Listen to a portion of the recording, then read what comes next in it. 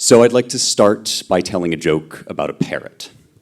There are actually kind of a lot of jokes about parrots, but this one is my personal favorite. There's this woman, and every day on her way to work, she walks past a pet store.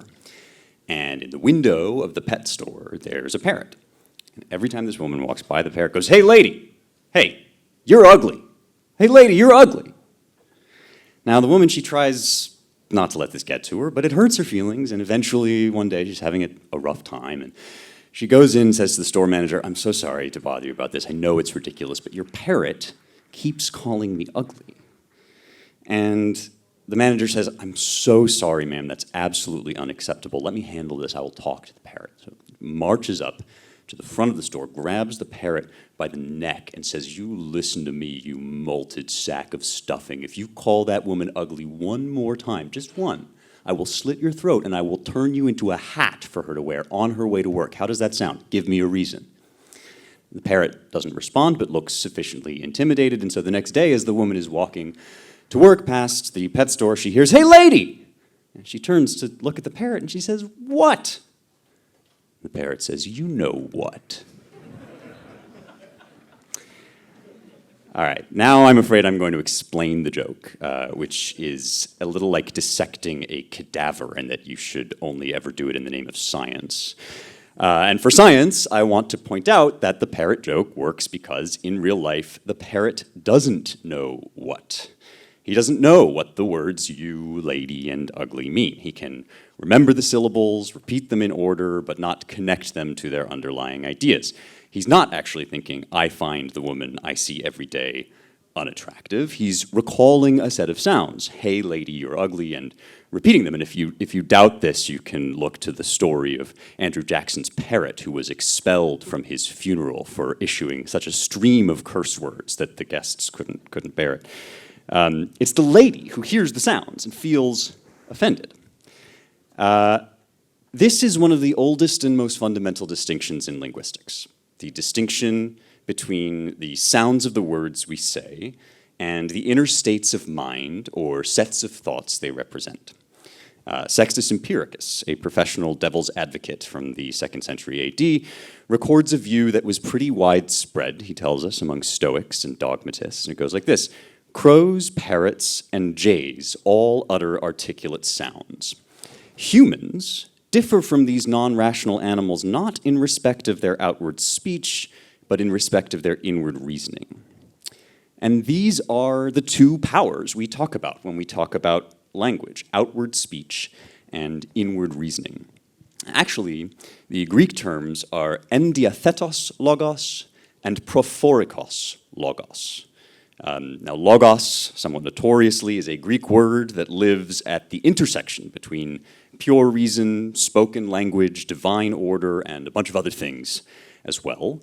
So ancient philosophers tried to separate out these two different aspects of logos, the kind of logos that you can hear and the kind of logos that you can think. A better translation might be internal language and external language, or if you prefer the phrasing that Thomas Aquinas would later use, the inner word and the outer word. For as long as people have been telling parrot jokes, it's been clear that lots of animals have external language.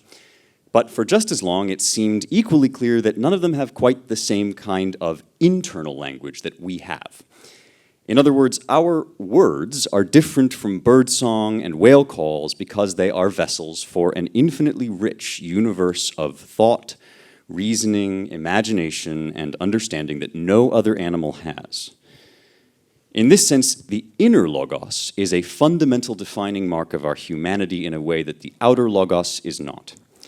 This is what Aristotle means in the Politics when he says that mankind alone among the animals possesses logos. He goes on to say, of course, the voice can give an indication of pain or pleasure, which is common to other living creatures. Their nature has developed far enough to be conscious of pain and pleasure and to indicate them to others. But language means articulating benefit, harm, and, as a result, justice and injustice.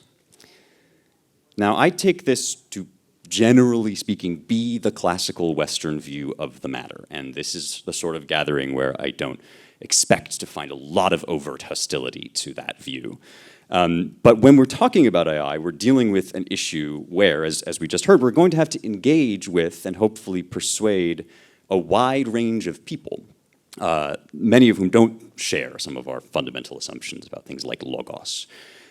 So I think it's important to register that you don't have to be a conservative, a classicist, or even particularly spiritual to accept some of the ideas I've just outlined. Contemporary linguistics in the latter half of the 20th century was all but dominated by the quest for the inner logos. And you can be a thoroughly modern linguist and still believe that the ability to process language is a unique adaptation of our species, that it is shared by all members of our species, and that it is first and foremost an adaptation of the mind, or brain, if you like, which only secondarily gets expressed by the voice or the hand. In classical terms, you could be, for instance, a slavish disciple of Noam Chomsky and believe that the inner logos is unique to humans, that its evolution is almost identical with the evolution of modern humanity, and that the outer logos is something we share with other animals but use for an entirely different purpose.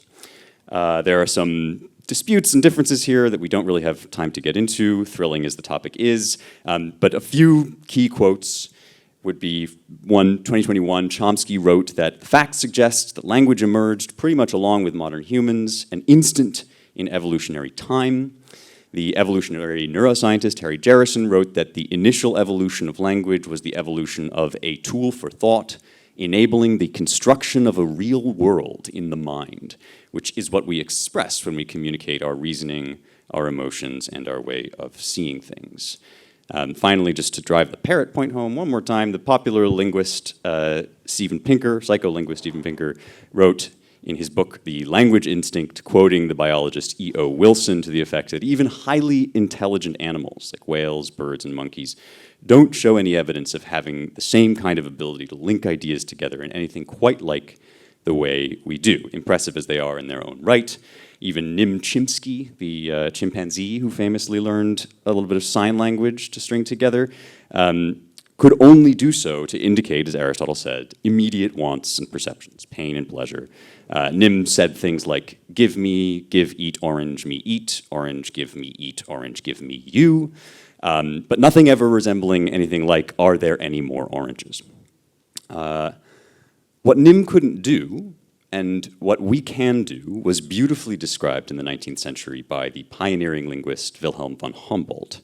Human language, unlike anything else we know, can make infinite use of finite means. In other words, we take a limited stock of vocal sounds and arrange them into a system in which an infinite array of sentences is possible. Before this moment, no one, I'm pretty sure, had ever said the sentence, Zoran Mondani's attempts at Riz come across as only marginally less forced than Gavin Newsom's. But the possibility of having that thought was provided for in advance by the English language before I ever expressed it, and at least some people seem to know what it means, so that's a good sign. That's what language can do. Again, in classical terms, borrowing now from Dante and De Vulgare Eloquentia, we are unique in that we are lower than the angels, but higher than the beasts. We have eternal souls in mortal bodies, so we express unlimited thoughts within the limitations of time and space. It's core to what we are and what we do. So, humans can do that, animals can't. The question we now face is, can machines? And the first thing we need to understand is, they're not trying to. I think we can see this more clearly when we have a clearer picture of what human language is. At a structural level, by the nature of their programming, and you've heard this now from people better versed in it than I, large language models are not actually designed to produce language at all in the human sense of inner logos. Their promise, their potential, their dangers, and their limitations are all conditioned by this crucial fact.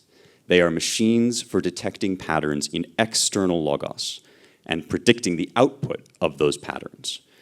They are what would happen not if you put infinite monkeys at infinite typewriters, but if you put infinite parrots in infinite store windows. What you do when you train an LLM, very broadly speaking, is you take a vast database of words that have already been written or spoken by a human, and the program uses predictive functions to detect the patterns that tend to be present in those words. Then, when it gets a new set of words from you, like, will I die if I eat too much watermelon rind, it guesses the sequence of words that are most likely to follow as a response. No is the answer. The words that the LLM receives in training and in prompts are already imbued with inner logos. That is, they are already products of a human being's thoughts and perceptions. But at no point does the machine look at or understand those thoughts. It's not interested in doing so, it's not built to do so, it's not trying to.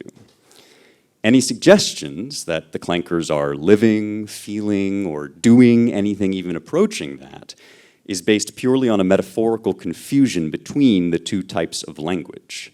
These things are talking in the way that tea kettles are singing.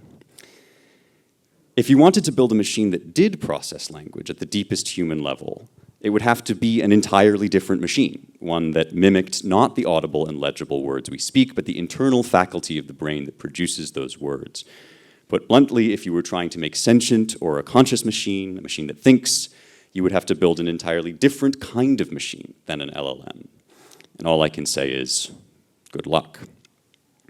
On the other hand, if there's no real danger that Grok is going to become sentient, there's a very real and very present danger, some would say a reality, that we are going to confuse what Grok does for what sentience is. And that confusion long predates the AI boom. It's present in Alan Turing's famous papers on what machine intelligence would look like. I think you can see the seeds of it in Descartes' Le Monde, and I'd argue it's an inheritance of Enlightenment and Soviet thinking, but that's a topic for another day. What's important for us now is that people are already confusing the use of AI tools with human conversation and the output of the AI process with the output of human sentience. And that is simply not good mojo. Maybe you remember the disastrous trailer for Francis Ford Coppola's disastrous movie, Megalopolis, in which a consultant accidentally came up with a bunch of fake positive reviews for the film because he assumed that AI was thinking through his question instead of just telling him what he wanted to hear. Much more seriously, maybe you read the piece in the New York Times by a mother whose daughter had taken her own life after being mesmerized by Harvey, a simulated therapist you can produce by jailbreaking ChatGPT. We are talking here today after a week in which a 16-year-old was coached through hanging himself and a machine coached another man to kill his mother after he was encouraged in his psychosis by ChatGPT. The point here is not that these machines are exclusively evil or that all their applications would be universally so. I think the point is perhaps to underline what we seem on this panel to be gravitating toward, which is a really urgent invitation to think seriously about the kinds of limitations we might want to impose upon this technology and the kinds that are inherent in it that we need to understand. The point isn't that the machines are always evil, the point is that they're not us. So far as we know, nothing else on Earth is. Failing to see that is among the great errors of our age. Learning once again to tell the difference between the expressions of the soul and the outputs of machines is one aim of a liberal arts education, which is one reason why those arts have come suddenly to seem so much more urgent than they previously did. We won't give our machines inner life anytime soon, so far as I can see. But my fear is that we've spent the past several hundred years gradually convincing ourselves that we don't have inner lives and going blind to their reality and losing sight thereby of the distinction between us and machines. To describe what happens when you do that, I'm afraid I do, at last, have to rely on the classical tradition and quote from the Old Testament, a psalm about what happens when you confuse the outward appearance of sentience for its inner reality. Eyes have they, but see not. Ears have they, but hear not. And those who make them are already becoming like them.